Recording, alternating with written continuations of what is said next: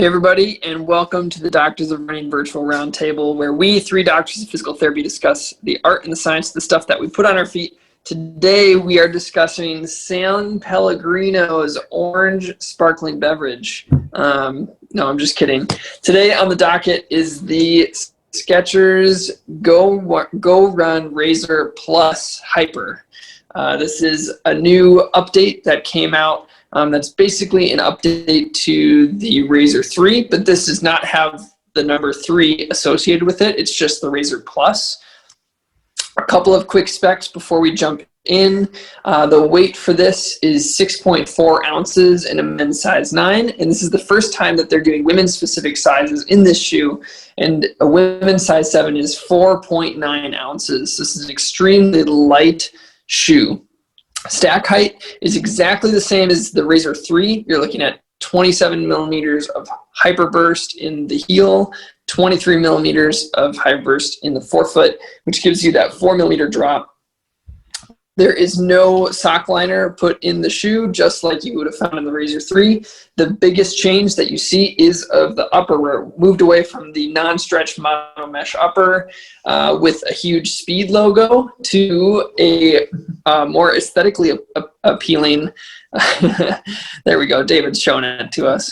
But the new Razor Plus has the mono mesh and polyester upper. Did I say that right? Polyester? Okay. So yeah. Now I'm feeling weird about it, but that's what it is. So it's got a bit of give and stretch to the upper. Otherwise, the specs are basically the same. It should be noted that most of the Skechers line is going to receive a plus treatment. So there's going to be plus versions of this that have a little bit more flexible uppers, a little bit more breathable, different from the more synthetic uppers that you'll see on their other shoes. So a lot of these will be coming out this year as well, just so people have an option. It's very unique that they're doing these different upper options that will fit kind of a larger variety of people and give people a couple more options there. Yeah, and we've seen it with the GOrun 7 to the GOrun 7 Plus. We've seen it with the Max Road 4 to the Max Road 4 Plus. Yep. And now we're seeing it here. So it's pretty sweet. The other thing, I should have mentioned this in terms of specs. The other big change is the outsole is no longer just their proprietary rubber, but now it is Goodyear rubber, and they added an extra panel on the medial or inside of the shoe, so it's fully covering. It's a full contact, full coverage outsole with Goodyear rubber on the outside. All right, so let's start talking about how this shoe fit on your foot. Let's talk about it individually, but also I think it is helpful to compare it to its partner, the Razor 3. So let's talk about how the shoe fit from heel to toe. So I long destroyed my last pair of Razor 3, so I don't have those to compare, but they certainly do, and we'll have some more of those coming pretty soon. I found the Plus upper to fit much snugger throughout. The security was really good. The lockdown in the shoe, the upper is really nice and flexible, but they've got some reinforcements that are kind of hard to see based on the lighting. You get that a little bit along the midfoot, there's a little thicker heel counter in here that really does help lock the foot down very well. So my foot felt secure. I did not have to lace lock these at all, even though almost all my runs were workouts. And it's a much snugger, faster feeling shoe because of the upper. It's also super breathable, and one of the comments that a lot of people noticed on the Razor 3 was because it starts out wide and then tapers really quick, there's a quick taper, because the fit is a little bit more consistent, so that taper doesn't hit as hard in the toe box, although this certainly is a little bit more narrow up front. But they did a good job. I thought the Plus treatment they did really, really good, and it definitely changed how the shoe fit, and it changes how it rides to me as well, which we'll talk about in a second. But overall, it's really good. I would not wear this sockless, though, as the traction on the here without the insole is really good. It'll lock the socks in well. I would not suggest doing that unless you have very tough feet. Barefoot, sockless anyway. Yeah. Matt always got his sockless input, which is great. I don't know why I keep doing it. Like I want to have a shoe that I don't have to wear socks with. Is that too much of a? Anyway. It's the Carhu Synchron, I'm telling you. No. It is. That shoe is so comfortable without socks on. It is literally the most comfortable shoe without socks. Anyway, No, I agree with Matt. It was funny when I heard when they sent out the specs to us and told us what the update to the upper was going to be, and they kind of said the goal is to make this more of a training companion. I was really excited for mainly the people who I saw on Running Shoe Geeks who were talking about how they loved the Razor 3, but their wide foot, the upper didn't accommodate to them. I was like, hey, this might be their chance. And then I put it on. I'm like, no, this is way tighter than the 3. Doesn't mean that it's necessarily not worth trying on because, like Matt said, I mean, this upper accommodates really well. Like it is. It was snug on the foot, but it stretches out and feels really good. Like as you get rolling in the run, because it just it just morphs really well. So it's not restrictive, but it is more snug, and just I think that, like Matt was talking about, the contour of that taper towards the toe is a little bit less aggressive, and could be, for some of the people who had issues with like their fifth, like their little toe or whatever, might have more luck with this one, even though it is more snug. It's definitely in that realm, kind of true to size in terms of length. However, if you did want something a little bit wider, you might get away with going a half size up because of how secure the upper is. So if you have a wider foot, there's no current plans as of now to create a wide in this shoe. Maybe down the line they are talking about that, but because of how secure and streamlined this upper is, you might get away with a half size up to get that little extra width. I totally agree that I think a half size up would be totally fine based on the security of the shoe. That I think that would be totally fine for those that need it, and it won't affect the ride. Yeah, I agree completely with both of you guys. I think we're all on the same page here. When I really look at this shoe, this is kind of what I see as what would be, I guess, like an ideal like performance fit. So it's form fitting, it's snug, it holds the foot really well, but it does expand and accommodate for swelling, and that's one thing I do really like about it. With that said, though, it's reinforced really well, and yeah, you could easily go a half size up. I don't see a problem with that. But I think it is true to size overall, but if you have wider feet, maybe it's an option. I'm not really going to say anything different from what you guys already said. I mean, the taper is smooth. It's improved. I think the upper is improved. The toe box is a little bit more narrow compared to the previous version. For the listeners, I'm holding up both of them right now. It's not overly noticeable for me just holding it, but when you put it in, you can kind of see it a little bit, I guess. There's a good, maybe, I don't know, like millimeter or so. Like it's not huge, but it is more snug through that region. But I felt like it was reinforced well. It held my foot well. I had no slippage. I had no translation. It was pretty awesome. And we'll talk about ride later, but I was able to take it through turns and everything, and the upper held up just fine. So I'm actually really happy with the upper. Again, more It's flexible so upper. comfortable. It is comfortable, more flexible, but also more secure. So to echo David, I was able to turn in this, do something like really aggressive stuff. It was totally fine. I even took this on trails, which probably wasn't the greatest use of these, but it did fine, even having to like adjust really quick. So more flexible but still secure is very impressive. David, did you take them on grass? It does pretty well on grass. Is that what you were going to say even before I asked that? Yep. Yeah. Yes. We're on the same page. That's Awesome. Good. For those of you who haven't been following us, David is notorious for he cares so much about how every shoe does on grass, just as much as Matt cares about how every shoe does sockless. Yeah. And I've been calling you David again. It's DJ. Oh, what's wrong with me? Oh, you're All right. good, man. We're gonna move on. It's also a totally just fun fact and not related to the Razor Plus at all. I took the endorphin speed through a semi-technical downhill trail this morning, and I made it out alive. For that. David also That has sounds terrifying. testing shoes that should not be used on trail. So that is definitely not one of those that should do. This It's actually DJ, man. It's DJ.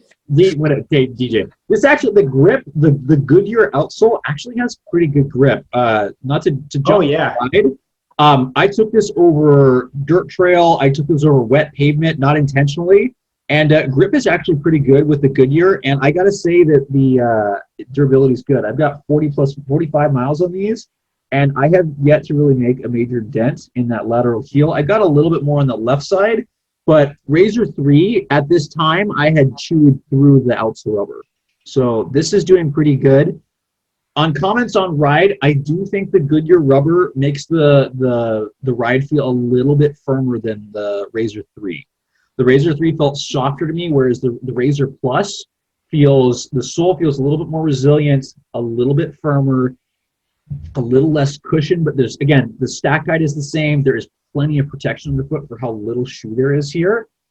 And with that slight increase in firmness, I think it just gets a teeny, but this forefoot flexibility is still great. It's just a teeny bit stiffer, and that seems to accentuate, there's a pretty good rocker on this. Still flexible, but ride is pretty smooth from heel to toe. I definitely like that, especially with the number of carbon fiber plated shoes we tested recently. It is nice to have something with a little bit more flexibility that's still cushioned. So, but David, you're telling me that the last is and Nathan, you're telling me the last is exactly the same between the Plus and the 3, because I feel like this one feels like not just the upper, but the last was a little bit narrower, but apparently it's not. So that may just be me. Yeah, I think it's the rubber. I think it's that panel. And Okay. I think the rubber, if you look between the two shoes, I think the Goodyear is a little thicker than the proprietary Skechers outsole. And that panel doesn't cover the whole length of the foam. So I think like visually it looks more narrow. Mhm. So if I put them up, but I think when you accommodate for the foam too, I think the last is the same. I don't think there's any difference, to be honest. Yeah, the foot platform's the same, and the surface area of the outsole, the design of the foam is the same. But the one difference could be, the small piece of panel that's there doesn't cover all of the foam, so that could be it a little bit. Yeah. And I think with the upper being a little more snug and narrow, I think that might also make you kind of unconsciously I think you're gravitate towards that. David, how would you talk about the ride of this shoe? Oh, I liked it. It was fun. This is honestly one of the most fun shoes I've had to test this year. So I give Skechers a big kudos for that. And I second Matt that the Goodyear outsole is phenomenal.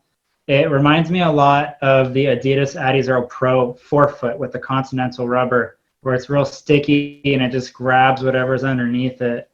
Except instead of it just being in the forefoot, it's the entirety of the shoe. And so I feel very trusted when I take any kind of turns. If I go fast, if I go slow, if I take it in different terrains. In the Razor 3, I actually didn't feel like the traction on dirt was very good. Not that it's like phenomenal in the Razor Plus, but it's still good. And I trust it, and I don't have any problems with it. One thing I like about the ride too, I think with the addition of the Goodyear rubber and the additional traction, it firms up the midfoot a little bit and actually makes that transition feel a little bit more stable to me, but it also makes the shoe feel faster. I think with the added traction there and a tiny little bit of rigidity and extra stability through there. So it was a shoe that I had a lot of fun with. I could run fast, I could run slow. I mean, it can do everything. And when I say do it all, I mean race too, if you really wanted to. Mm-hmm. And I think the flexible forefoot, the shoe isn't plated, so I think that the flexible forefoot would agree for some people because it's a 4mm drop shoe. It's a relatively low stack shoe. This is a shoe that, for a lot of people, this is going to be their racing shoe. And if they don't like that aggressive plate feel up front, this could be an awesome option for them. And as well as a training companion or a daily trainer for a lot of people as well. It can really go any way you want it to. Not to interrupt DJ, not to interrupt you or Nathan. We've talked a couple times about how especially there's a great article from Occludic All that was contributed from Jared Ward as well that talked about there's a certain amount of sole stiffness that works well for each individual, right? So there's a large portion of the population that a plated shoe or a stiff shoe is probably not going to work very well for, right? Because for whatever reason, their biomechanics going over that stiff transition may not work well for whatever reason. So that's why shoes like this are a great option to still have a little bit more flexibility for the forefoot, because that is always going to exist. I'm going to say that again. Stiff plated shoes do not work for everyone. You need to figure out if they work for you. I have a large number of patients that have come in with injuries that we've been able to directly correlate with plated shoes that just, those don't work for them, right? They do great things for certain people, right? They're great training tools, but again, not for everybody. So for those that doesn't work for, and they would still want to have a racing shoe or fast shoe that has that flexibility, this does a good job. Nathan, what do you I think the hard part with that right now is the research isn't in a place where we know what makes somebody appropriate or not appropriate to benefit from a plated shoe. We're just not at that point. And Right. so the best thing we can do is almost not go back to, because not everybody's there yet, but kind of the stuff that Ben O'Nig has been doing with kind of comfort filter and preferred movement path. And maybe we should have like a full round table on some of this stuff, but it would be more brainstorming because it's not clear cut yet. So, but that's a good point, Matt. Yeah. In terms of ride for me on this thing, I agree with you guys.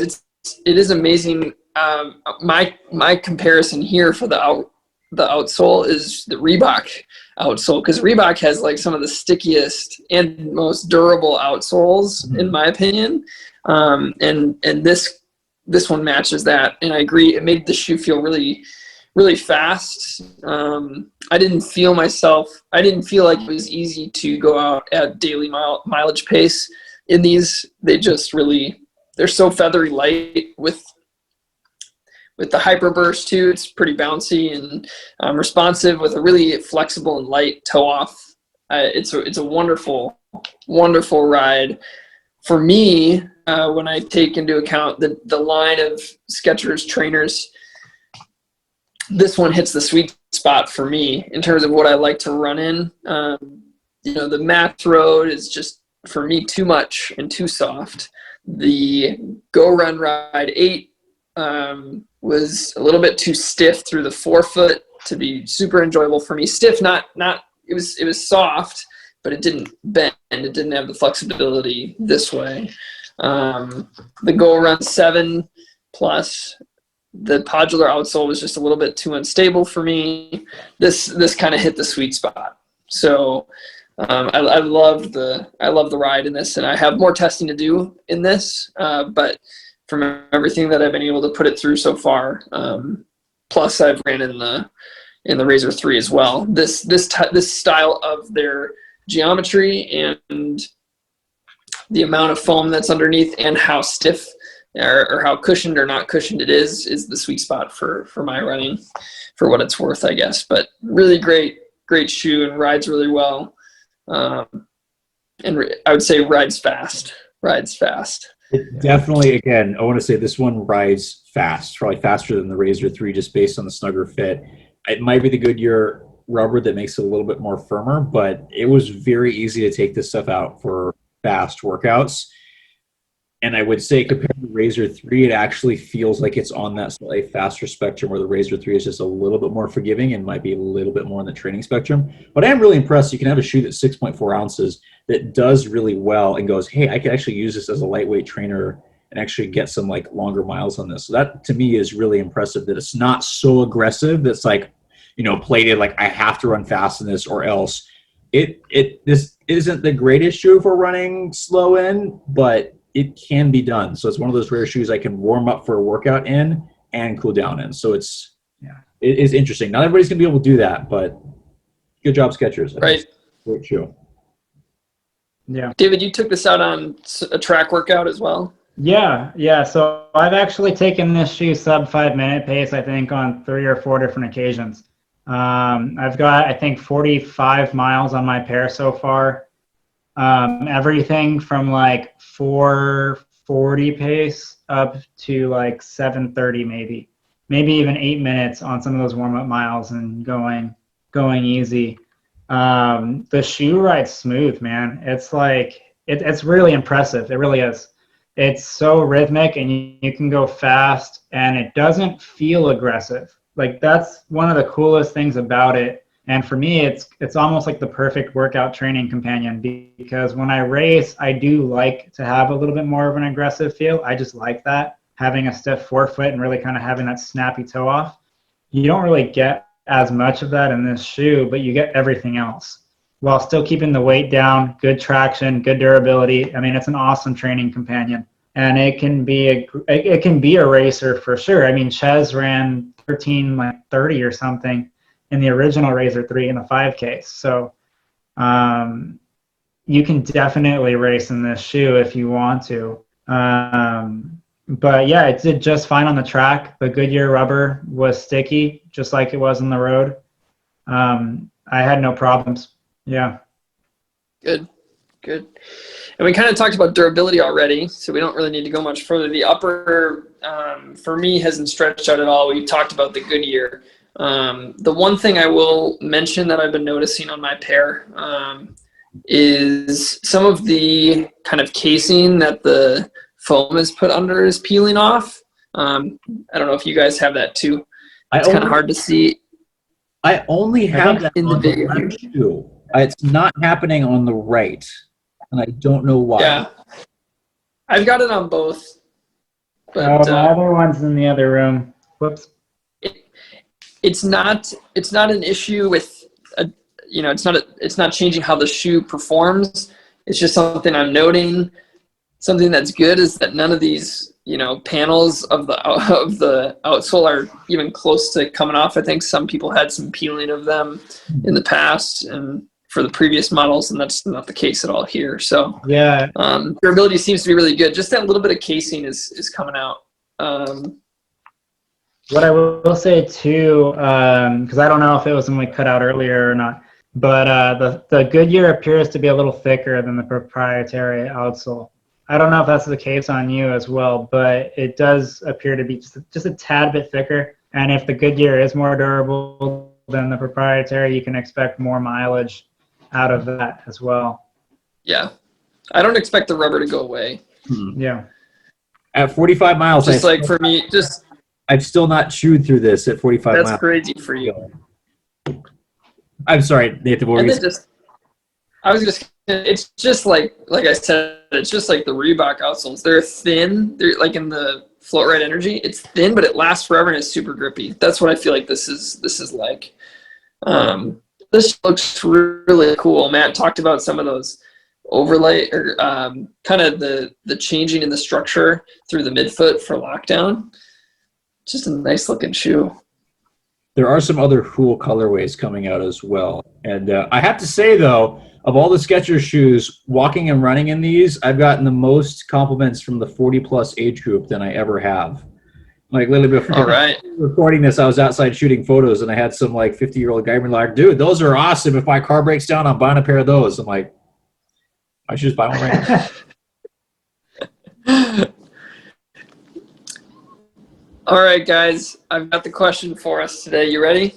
And today, the day we're filming, is the first Sunday of the NFL season. And so we're going to tie it to that. We get two options. You can either say if the Skechers Razor Plus was a football team, what would it be and why? Or you can say if the Skechers GOrun Razor Plus was a football player, NFL football player, who would it be and why? So let's do it. What do you guys got? I'm just going to say the Seattle Seahawks because the green reminds me of them, and being from the Northwest, they're my only major football team. See, don't judge me.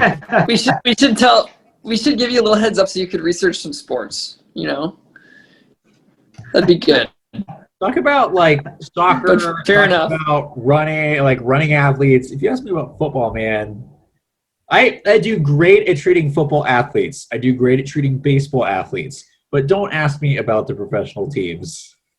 Here's another thing for the Seahawks. So the Seahawks, they have their big thing is the 12th man. That's their fan base. And so Skechers is known for giving the people what they love. So the 12th man, they're part, the fans are part of the team in Seattle. The fans of Skechers are part of the development process, which is why you get this. So that's there's a cat. Hey, cat. I What's up, kitty? Yeah. Anywho, so that works, Matt. Seattle, man, fans are part of the team. Thank you for validating me. I'll do mine next. I'm gonna choose a player, and I think my player is gonna be Alvin Kamara. He's a running back for this New Orleans Saints, mainly due to he's very quick and versatile. So he's a receiving back. They send him out in tons of different formations. He's in motion a lot. He, like I said, he can catch the ball. He can run the ball and makes quick changes. He's pretty fast. So he's this versatile player who, and one of the top guys at the position. He just signed a huge contract like yesterday or something. Or this week. So I'd put this shoe is in the upper echelon of performance trainers. He's the upper echelon of running backs. This shoe's really versatile. He's really versatile. There you go. That's my answer. I love the answer. That was awesome. Then you made me think. I'm not changing my answer, but it kind of reminds me of almost like Saquon Barkley or someone like a receiving kind of back with that can also run. But that's not my answer. My answer is actually going to be a team. So this is going to be political things and everything aside, but for those that follow football know that the team in Washington recently changed their name. Yeah. So they are now known as the Washington football team. So under a lot of pressure and all of those things, they changed, and they're in the process of changing, but they don't have that full name yet. But they're the Washington football team, and they did change from something that was established prior. Where I'm going with this, the Razor 3 had this giant lettering of speed all over across the front of the shoe. And it had very mixed reviews in terms of the running community. Some people loved it. Some people hated it. Did people love it? Did anybody love it? I liked it. No, you Everyone can't on love RSP that. is gonna hate me now, but I thought I liked it. But that's why I tell people don't ask me for like. So I feel like design stuff. Ask me Maybe you about the shouldn't say this, but it was like 65-35, with 65 being not loving it. Like there was a majority, but it wasn't like a giant majority, maybe. But the right thing to do was to get rid of the speed. That's basically like what we're doing. That's the right thing to do. Get rid of that thing. Skechers made a big change on the shoe there, and they took the speed off. So That's beautiful. the Washington football team for that reason. But I agree completely with Nathan as well. The shoe is incredibly versatile. I think Alvin Kamara is the phenomenal choice as a selection there. I hope when you guys get your Razor cloak that they still have the big speed on there. It's pretty big. The cloaks do? The cloak has speed? I don't know. Again, for those who don't know, the Razor 3 is one of the shoes coming out that will have the cloak upper design on it. I don't know what that will look like yet.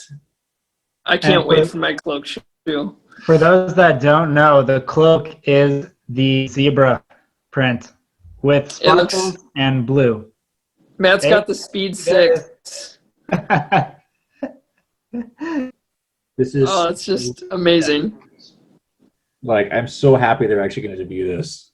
And that I can show this and not get in trouble. So that's double points. It's going to be fun. Yep. It's like going to be the craziest shoe just floating around out in the running community in a good way. Super unique. Okay, y'all, do you have anything else you want to add regarding the Skechers GOrun Razor Plus Hyper? It's a good year for Goodyear. Yeah, it really is. I know. I gotta go to bed, man. I know Skechers was designing this as a training companion, but it does feel like a speedier version. I think for a lot of people, though, it still has a huge amount of versatility as a lightweight trainer, which is why the Razor is so unique in that it can do a lot of things. It's super lightweight. It's lighter than a majority of those quote-unquote super shoes out there, but it's still got flexibility and kind of stays true to its roots. It provides a nice cushion, but flexible and super light ride that is I love it. I think it's great. I think my last thing is for those who loved the Razor 3. You'll love this shoe too. You'll enjoy the upper likely in terms of the, not much changes besides it gets a little bit more snug. But if you liked your size in the Razor 3, you will like your size for this shoe as well. Yeah. I wouldn't say that you need to change at all. Yeah. If you like your size. Oh, where I just blanked. Whoops. What I would say is exactly what you just said. Oh, man. I was going to roast the Milwaukee Bucks afterwards. That's actually where my brain was headed. But I had a real comment about the shoe that I was going to say, a major overhaul. So it's not a major overhaul. They updated the upper. They updated the outsole. If you love the Razor 3, you will still love the Razor Plus. And also at this point in time, the Milwaukee Bucks have been eliminated from the NBA playoffs. And the Dallas Cowboys are currently beating the LA Rams. So let's hope it stays that way. Go Cowboys. I don't know. Yeah, it was sad that the Bucks lost. It was. They're fun to watch. I'm glad that we got one more game. I hope Giannis's ankle is okay.